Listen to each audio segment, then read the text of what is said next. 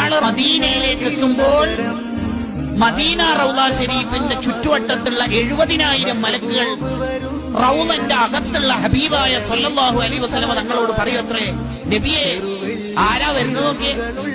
നമ്മളെ പലതവണയായി മൂപ്പത്തിയുടെ മൂപ്പരുടെ സ്വലാത്ത തങ്ങൾക്ക് നമ്മൾ എത്തിച്ചേക്കണം.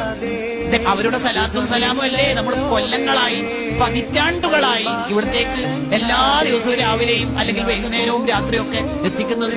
അതാ അവർ ഉടലോടെ വരുന്ന അവരുടെ സ്വലാത്ത സാധാരണ ഇവിടെ എത്താറുള്ളത്, നമ്മളല്ലേ എത്തിക്കാറുള്ളത്. ആ മനുഷ്യനാ വരുന്ന നബിയെ എന്ന് പറയലോടുകൂടി ഓ നമ്മുടെ പ്രിയപ്പെട്ട ആളാണല്ലോ വരുന്നത്, നിങ്ങൾ അവർക്ക് വേണ്ട വിധത്തിൽ സ്വീകരണം കൊടുക്കണം. അവരെന്ത് ദുആ ചെയ്താലും ആമീൻ പറയണം. അള്ളാഹുവിനോട് പറഞ്ഞ ആ ആവശ്യങ്ങളൊക്കെ പൂർത്തിയാക്കി കൊടുക്കണം. അവരെ നിങ്ങൾ മുസാഫഹത്ത് ചെയ്യണം. ആരുമില്ലാത്ത പരലോകത്ത് ഞാൻ അവർക്ക് ശഫാഅത്ത് ചെയ്തോളാം.